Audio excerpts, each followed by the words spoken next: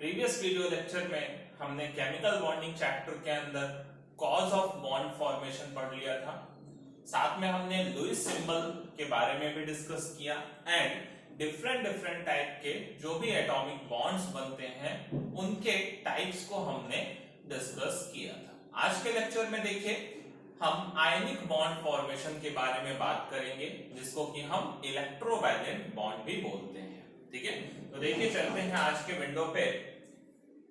आयनिक bond formation को समझना है।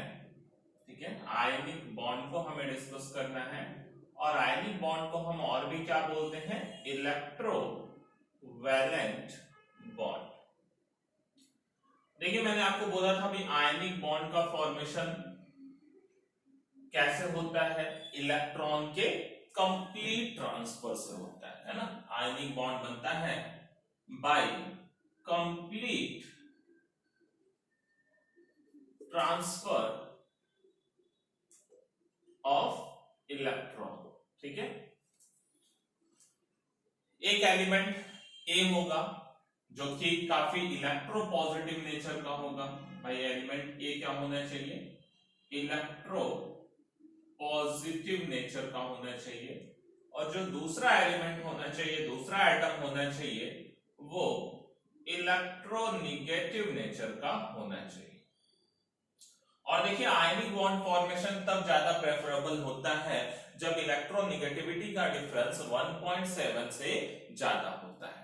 अगर हमें है ना दोनों एलिमेंट्स की इलेक्ट्रोनेगेटिविटी पता है और उनका डिफरेंस हमने कैलकुलेट किया और वो 1.7 आ जाता है, तो हम बोलते हैं बॉन्ड के अंदर 50% कोवैलेंट और 50% आयनिक नेचर होता है। अगर इलेक्ट्रोनेगेटिविटी का डिफरेंस 1.7 से कम आता है तो बॉन्ड में कोवैलेंट नेचर डोमिनेट करता है, और अगर इलेक्ट्रोनेगेटिविटी का डिफरेंस 1.7 से बड़ा आता है तो हम बोलते हैं कि बॉन्ड में आयनिक नेचर जो होता है वो डोमिनेट करता है। ठीक है, तो जो एक एलिमेंट ए होना चाहिए वो इलेक्ट्रोपॉजिटिव, लाइक कि किस ग्रुप का हो सकता है? एल्कली मेटल का, है ना। एल्कली मेटल्स क्या होते हैं? काफी इलेक्ट्रोपॉजिटिव, जो कि पीरियोडिक टेबल के किधर होते हैं? लेफ्ट साइड में। जो पहला ग्रुप है एल्कली मेटल्स, है ना। दूसरा और alkaline earth metals, second group alkaline earth metals. ठीक है, तो ज्यादातर इनकी टेंडेंसी क्या होती है? इलेक्ट्रॉन को लूज करने की। जो भी ये इलेक्ट्रोपॉजिटिव एलिमेंट होंगे like sodium, potassium, calcium, magnesium, है ना। अल्कली मेटल्स की बात करें, अल्कलाइन अर्थ मेटल्स की बात करें, तो इनकी ज्यादातर टेंडेंसी क्या होती है? इलेक्ट्रॉन को लूज करने की टेंडेंसी रखते हैं। ठीक है, इलेक्ट्रॉन लूज करेंगे तो बनाएंगे क्या? कैटायन फॉर्मेशन करेंगे। ठीक है, कैटायन का फॉर्मेशन होगा। दूसरा, जो इलेक्ट्रोनेगेटिव एलिमेंट्स हैं वो ज्यादातर पीरियोडिक टेबल के राइट साइड के होते हैं, जैसे हमारे जो हैलोजन फैमिली है, fluorine, chlorine, bromine, iodine, halogen family का मेंबर हो सकता है, या ऑक्सीजन फैमिली का मेंबर हो सकता है, जिसको कैल्कोजन फैमिली भी बोलते हैं। भाई ऑक्सीजन फैमिली का मेंबर हो सकता है। तो ये सब काफी इलेक्ट्रोनेगेटिव एलिमेंट्स है ना। तो जब इनका जब कॉम्बिनेशन होता है तो जो इलेक्ट्रोपॉजिटिव एलिमेंट है ना, वो अपना ऑक्टेट पूरा करना चाहता है, उधर इलेक्ट्रोनेगेटिव एलिमेंट है वो भी अपना ऑक्टेट कंप्लीट करना चाहता है। तो इलेक्ट्रॉन के कंप्लीट ट्रांसफर से यहाँ पे एक टाइप का electrostatic force of attraction develop होता है, जिसको कि हम आयनिक बॉन्ड का नाम देते हैं। जैसे फॉर एग्जांपल सपोज करिए sodium chloride, sodium alkali metal है और क्लोरीन क्या है भाई? एक हैलोजन फैमिली का हैलोजन एटम है ना। तो उनके बीच में अगर हम बात करें, ठीक है, तो ध्यान दीजिए,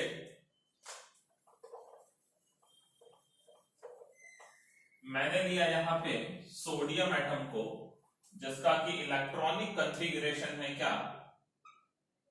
281।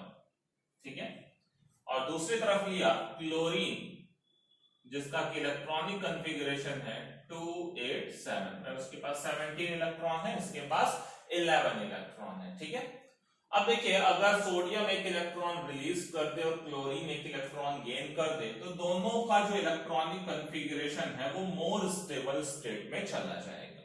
मतलब इसका देखिए जो आउटर कॉन्फ़िगरेशन है वो कैसा बचेगा? इसने एक इलेक्ट्रॉन निकाल दिया तो ये Na+ में कन्वर्ट हो जाएगा, इसका आउटर मोस्ट कॉन्फ़िगरेशन 2 8 का बचेगा, है ना। 2 8 8 8 मतलब यहाँ पे देखिए ऑक्टेट कंप्लीट हो गया है। इसने एक इलेक्ट्रॉन गेन किया, ये बन जाएगा Cl-, ठीक है। तो इसका इलेक्ट्रॉनिक कॉन्फ़िगरेशन हो जाएगा 2 8 8। बात समझ रहे हैं। तो एक इलेक्ट्रॉन जो सोडियम के पास था आउटर मोस्ट शेल में, इसने ये वाला इलेक्ट्रॉन निकाल के किसको डोनेट कर दिया, किसको दे दिया, है ना, वो क्लोरीन को दे दिया। बात समझ रहे हैं। क्लोरीन को कंप्लीट ट्रांसफर कर दिया इसने अपना एक इलेक्ट्रॉन। क्लियर है? ओके। अब देखिए Na से इलेक्ट्रॉन निकला, बन गया Na+, Cl में इलेक्ट्रॉन आया, बन गया Cl-। तो ये जो कैटायन है, जो एनायन है, इनके बीच में एक इलेक्ट्रोस्टैटिक फोर्स ऑफ अट्रैक्शन का यहाँ पे डेवलपमेंट होगा। Cation positively charge, anion negatively charge, तो बीच में क्या आएगा, एक इलेक्ट्रोस्टैटिक फोर्स ऑफ अट्रैक्शन आएगा, ठीक है। इलेक्ट्रोस्टैटिक फोर्स ऑफ अट्रैक्शन आएगा। ओके, बात समझ रहे हैं। जिसको हम किसका नाम देते हैं, आयनिक बॉन्ड का नाम देते हैं, आयनिक बॉन्ड का नाम देते हैं, है ना। कैटायन और एनायन के बीच में जो भी यहाँ पे इलेक्ट्रोस्टैटिक फोर्स ऑफ अट्रैक्शन लग रहा है, उसको ही हम एक बॉन्ड का नाम देते हैं। वो कौन सा बॉन्ड है, आयनिक बॉन्ड, या इसी को इलेक्ट्रोवैलेंट बॉन्ड, है ना। यहाँ पे टी भी आता है ना, इलेक्ट्रोवैलेंट बॉन्ड। बात समझ रहे हैं, ठीक है। अब देखिए यहाँ पे एक्चुअली में आयनिक बॉन्ड के फॉर्मेशन में 3 डिफरेंट टाइप के एनर्जीज का इन्वॉल्वमेंट है। देखिए सोडियम से हमने इलेक्ट्रॉन निकाला है और क्या बनाया है, सोडियम आयन बनाया है। तो इलेक्ट्रॉन को निकालने के लिए जो एनर्जी देनी पड़ती है, हम उसको क्या बोलते हैं, आयोनाइजेशन एंथैल्पी। दूसरा, क्लोरीन ने इलेक्ट्रॉन गेन किया और उसने Cl- बनाया, तो यहाँ पे जो भी एनर्जी का चेंज आया होगा, हम उसको क्या बोलते हैं, इलेक्ट्रॉन गेन एंथैल्पी, ठीक है। और फिर ध्यान दीजिए Na+ और Cl- के बीच में ये अट्रैक्शन फोर्स डेवलप हुआ है, और कहीं पे भी अगर बॉन्ड फॉर्मेशन होता है तो क्या होती है, एनर्जी रिलीज होती है, ठीक है। तो Na+ Cl- के बीच में जो electrostatic force of attraction develop हो रहा है, इस फिनोमिना में भी एनर्जी का रिलीज होता है वहां से, और इसको हम बोलते हैं लैटिस एंथैल्पी। एक्चुअली में सोडियम क्लोराइड का एक पूरा लैटिस बनेगा, जिसके फॉर्मेशन में जो एनर्जी होगी, है ना, जो रिलीज्ड एनर्जी होगी, उसको हम लैटिस एंथैल्पी बोलते हैं, ठीक है। तो अब देखिए कौन कौन से फैक्टर्स हैं जो आयनिक बॉन्ड के फॉर्मेशन को अफेक्ट करेंगे, हमें वो देखना है। और जो मैंने 3 ये एंथैल्पीज की बात करी है, वो तीनों आयनिक बॉन्ड के फॉर्मेशन में मेजर रोल प्ले करने वाले हैं, ठीक है। चलिए एक एक करके मैं समझाता हूं आपको, ठीक है। और बाकी आयनिक बॉन्ड तो भाई एक तरह का ये जो electrostatic force of attraction develop हुआ बिटवीन कैटायन एंड एनायन, उसी को हम क्या बोल रहे हैं, आयनिक बॉन्ड बोल रहे हैं। Okay, clear. तो देखिए मैं यहां पे क्या लिखने वाला हूं, फैक्टर्स अफेक्टिंग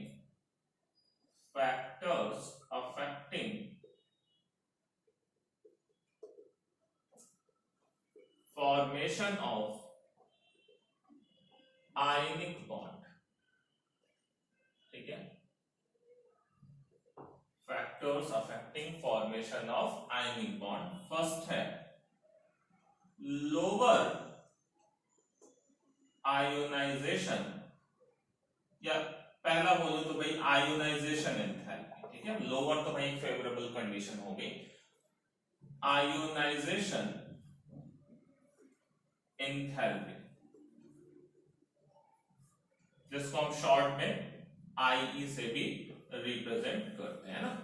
आयोनाइजेशन एनर्जी बोल रहे हैं, आयोनाइजेशन एंथैल्पी बोल रहे हैं, आयोनाइजेशन पोटेंशियल बोल रहे हैं, सब एक ही बात है, ठीक है, क्लियर है। तो आयोनाइजेशन एंथैल्पी क्या है, लाइक हमारे पास देखिए सोडियम गैसियस स्टेट में हो, उससे 1 मोल इलेक्ट्रॉन में रिलीज कर दो, 1 मोल सोडियम से 1 मोल इलेक्ट्रॉन रिलीज करके 1 मोल Na+ गैस में कन्वर्ट कर दूं, तो यहाँ पे जो एनर्जी हमें देनी पड़ेगी भाई, इलेक्ट्रॉन को रिमूव करना है तो एनर्जी देनी पड़ती है, तो यहाँ पे जो एनर्जी हमें देनी पड़ेगी उसको हम क्या बोलते हैं, आयोनाइजेशन एंथैल्पी, और डेल्टा आई एच से इसको डिनोट करते हैं। उसकी वैल्यू यहाँ पे ध्यान दीजिएगा पॉजिटिव में होगी जो भी आएगी, ठीक है, 490 समथिंग होती है, ठीक है, 495 या 4 समथिंग कह रहा हूँ, वैल्यू से मुझे मतलब नहीं है भाई। मैंने कहा कि इलेक्ट्रॉन को निकालने में एनर्जी देनी पड़ेगी, तो वो वैल्यू क्या आएगी, पॉजिटिव आएगी। क्लियर है? अब समझिएगा, जितनी कम से कम एनर्जी देने में ये इलेक्ट्रॉन निकल जाए उतना अच्छा है भाई। हमें तो कैटायन ही बनाना है ना भाई, आयनिक बॉन्ड बनाने के लिए कैटायन का फॉर्मेशन इजी होना चाहिए, और कैटायन का फॉर्मेशन तब इजी होगा जब इससे इलेक्ट्रॉन आसानी से निकल जाए, है ना। जो भी एलिमेंट हो हमारे पास, उसकी आयोनाइजेशन एंथैल्पी जितनी कम होगी, ठीक है, उतना ही आयनिक बॉन्ड का फॉर्मेशन भी आसान होगा, अच्छा होगा, ठीक है। तो lower ionisation enthalpy favours ionic bond formation, ठीक है। लोअर आयोनाइजेशन एंथैल्पी क्या फेवर करता है, आयनिक बॉन्ड का फॉर्मेशन फेवर करता है, ठीक है। सेकंड देखिए, बात आती है इलेक्ट्रॉन गेन एंथैल्पी की, इलेक्ट्रॉन गेन एंथैल्पी की, ठीक है। इलेक्ट्रॉन गेन एंथैल्पी की बात करें, ठीक है, जिसको डेल्टा EgH से डिनोट करते हैं, तो देखिए क्लोरीन ने जो इलेक्ट्रॉन सोडियम ने रिलीज किया था, 1 मोल Cl गैस वही एक इलेक्ट्रॉन ले, 1 मोल ऑफ इलेक्ट्रॉन एक्सेप्ट करे और क्या बना ले, Cl माइनस गैस में कन्वर्ट हो जाए। तो 1 मोल कोई भी गैसियस एटम इलेक्ट्रॉन को एक्सेप्ट करता है, यहाँ पे जो भी एनर्जी रिलीज होती है, ध्यान दीजिएगा, इलेक्ट्रॉन भाई किसी एटम में एंटर कर रहा है तो वहां से एनर्जी नॉर्मली वो रिलीज करता है, और जो भी एनर्जी रिलीज करेगा उसको हम बोलते हैं delta EgH, electron gain enthalpy, और इसकी वैल्यू ध्यान दीजिए निगेटिव है क्योंकि एनर्जी रिलीज होती है इस प्रोसेस में, ठीक है। तो जितनी ज्यादा एनर्जी रिलीज हो जाए उतना अच्छा है, जितनी ज्यादा एनर्जी रिलीज हो जाए, क्योंकि lower the energy higher will be the stability.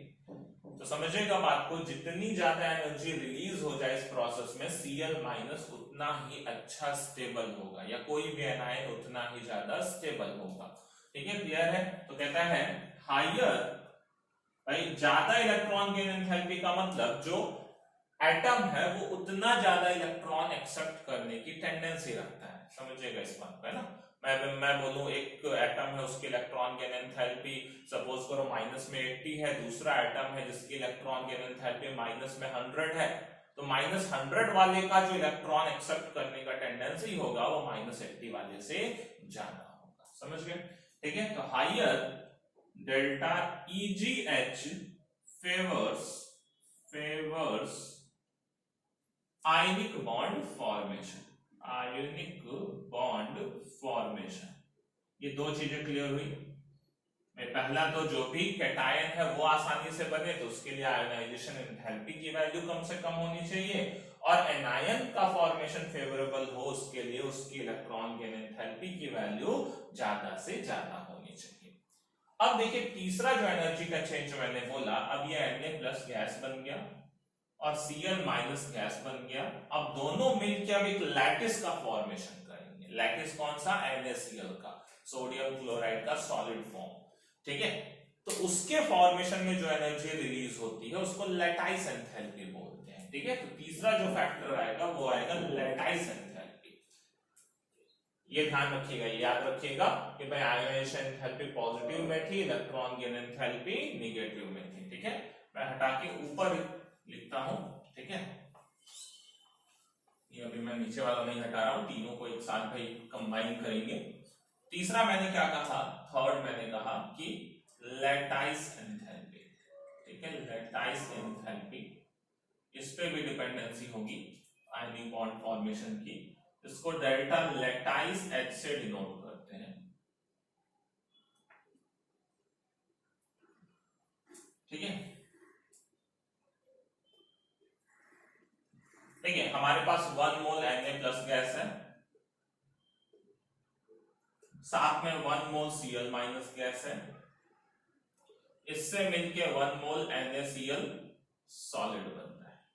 ठीक है, 1 मोल सॉलिड क्रिस्टल लैटिस को बनाना है उसके कंस्टिट्यूएंट आयन के गैसियस स्टेट से, तो जो भी एनर्जी का चेंज आता है उसको डेल्टा लैटाइस H बोलते हैं, डेल्टा लैटाइस H, और इसकी वैल्यू भी निगेटिव, यहां भी एक तरह का बॉन्ड फॉर्मेशन, और बॉन्ड फॉर्मेशन में एनर्जी रिलीज होती है। ठीक है, क्लियर है? तो इस प्रोसेस में भी बोलता है जितनी ज्यादा से ज्यादा एनर्जी रिलीज हो जाए ये लैटिस उतना ज्यादा स्टेबल होगा। समझिएगा, मैं बार बार बोल रहा हूं, lower the energy higher will be the stability of any system.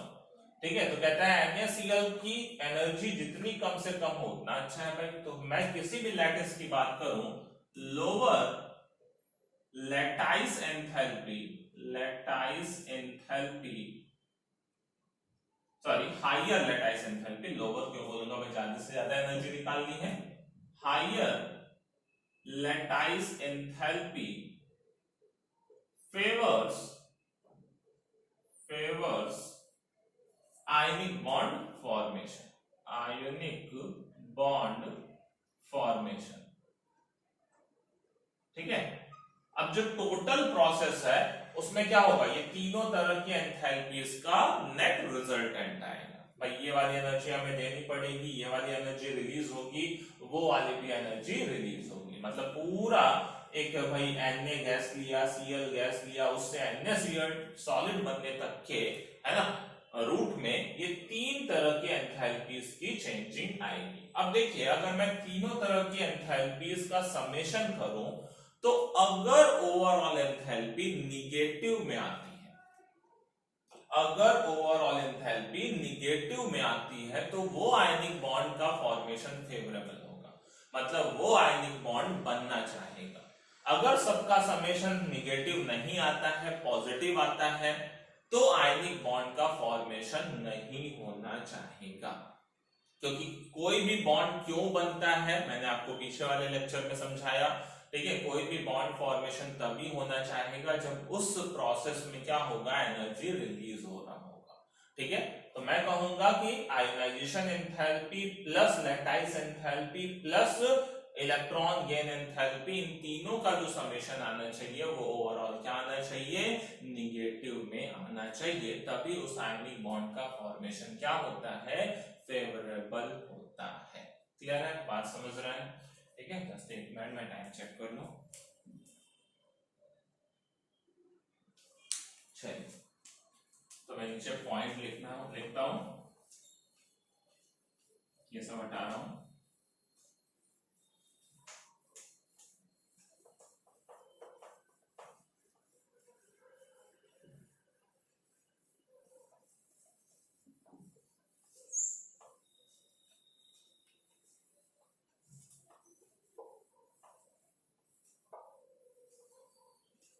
ठीक है, तो मैंने कहा देखिए आयोनाइजेशन एंथैल्पी की वैल्यू पॉजिटिव में थी।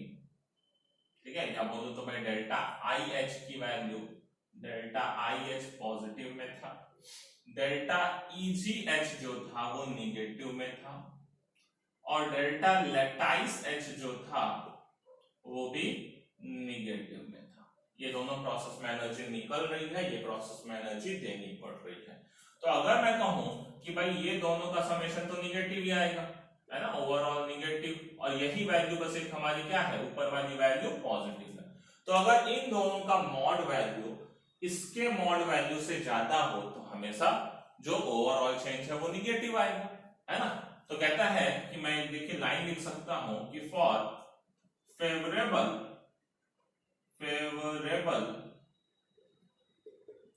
आयनिक बॉन्ड फॉर्मेशन कंडीशन क्या होना चाहिए, डेल्टा लैटाइस H, या पहले लिख दो delta EgH plus delta lattice H। ठीक है, डेल्टा लैटाइस H की वैल्यू मतलब मॉड वैल्यू, दोनों का भाई जो भी मॉड वैल्यू आएगा दोनों को जोड़ लीजिए, टोटल जो वैल्यू आएगी वो ज्यादा होनी चाहिए डेल्टा IS से।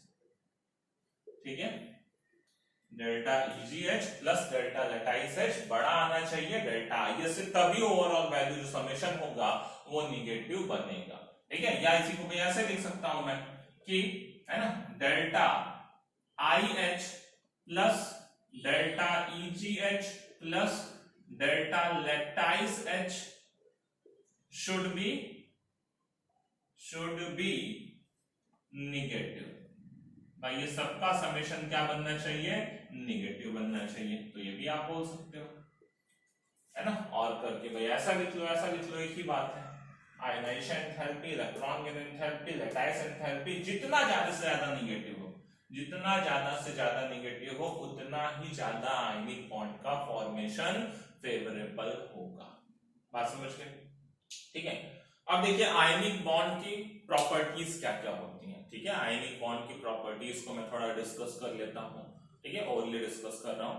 देखिए आयनिक बॉन्ड में सबसे पहला अगर हम बोले तो ज्यादातर आयनिक कंपाउंड क्रिस्टल लैटिस का फॉर्मेशन प्रेफर करते हैं। क्रिस्टल लैटिस क्या होता है, जाल जैसा स्ट्रक्चर होता है 3 डायमेंशन में, जिसमें cation anion cation anion cation anion arrange होते हैं। ठीक है, केटायन और आयन्स का 3 डायमेंशन में अरेंजमेंट होता है, जिसको हम क्रिस्टल लैटिस बोलते हैं।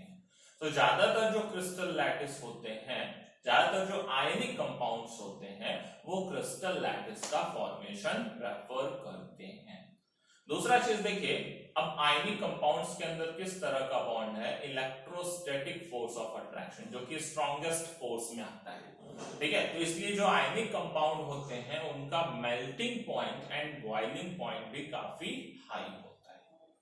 तीसरी बात अगर मैं करूं इनके सॉल्युबिलिटी के बारे में, तो इनकी सॉल्युबिलिटी पोलर सॉल्वेंट्स के अंदर ज्यादा होती है, क्योंकि भाई केटायन एनायन है तो भाई पॉजिटिव निगेटिव टर्मिनल है, और कोई पोलर सॉल्वेंट होगा तो उसके पास भी पॉजिटिव निगेटिव टर्मिनल्स होंगे, है ना। सो वाटर क्या है, एक पोलर सॉल्वेंट है। तो अगर कोई भी आयनिक कंपाउंड है तो वो पोलर सॉल्वेंट के अंदर डिसॉल्व होना पसंद करता है, उसके अंदर इजीली डिसॉल्व। इसलिए आपने देखा होगा ज्यादातर सॉल्ट्स क्या होते हैं, वाटर के अंदर सॉल्युबल होते हैं। ठीक है, अगली बात देखिए, इलेक्ट्रिकल कंडक्टिविटी की बात करूं तो कोई भी आयनिक कंपाउंड सॉलिड स्टेट में इलेक्ट्रिसिटी का कंडक्शन नहीं करता है। सॉलिड स्टेट में इलेक्ट्रिसिटी का कंडक्शन नहीं करता है, क्योंकि उसके आयंस फ्री नहीं है, मोबाइल नहीं है। बट जैसे ही मैं उसका एक्वस सॉल्यूशन बनाऊं या उसको मोल्टेन स्टेट में लूं, मैं उसको हीट देके मेल्ट कर दूं, तो वो इलेक्ट्रिसिटी के गुड कंडक्टर्स हो जाते हैं, क्योंकि उनके जो आयंस होते हैं वो फ्री हो जाते हैं। भाई सॉल्यूशन फेज में इलेक्ट्रिसिटी का कंडक्शन क्यों होता है, मोबाइल आयंस की वजह से। तो जो सॉलिड स्टेट में जब सॉल्ट था तो वहां पे उसके जो आयंस थे वो फ्री नहीं थे, मोबाइल नहीं थे। बट जैसे ही मैंने उसको पानी के अंदर डाला या उसका मोल्टेन स्टेट लिया, तो अब वो आयंस फ्री हो गए, मोबाइल हो गया, और वो इलेक्ट्रिसिटी का कंडक्शन करने लगे। बात क्लियर है? अगली बात देखिए, जो आयनिक बॉन्ड होता है वो नॉन डायरेक्शनल कैरेक्टरिस्टिक का माना जाता है। नॉन डायरेक्शनल मतलब देखिए, एक पॉजिटिव आयन बैठता है तो क्रिस्टल लैटिस में उसके सराउंडिंग में बहुत सारे नेगेटिव आयन हैं, या नेगेटिव आयन के सराउंडिंग में बहुत सारे पॉजिटिव आयंस होते हैं। तो ये सिमेट्रिकल डिस्ट्रीब्यूशन हो जाता है क्रिस्टल लैटिस के अंदर, जिसकी वजह से जो आयनिक बॉन्ड होता है वो नॉन डायरेक्शनल कैरेक्टरिस्टिक का होता है। ठीक है, तो ये सारी बातें थी आयनिक कंपाउंड की कैरेक्टरिस्टिक्स की। क्लियर है? तो बाकी बातें करते हैं नेक्स्ट लेक्चर में कोवैलेंट बॉन्ड्स के बारे में। आयनिक बॉन्ड के बारे में आपको इतनी चीजें ध्यान में रखनी है, और ये इसके लिए most important condition. Okay, clear? तो मिलते हैं नेक्स्ट लेक्चर में, तब तक के लिए पढ़ते रहिए। Take care.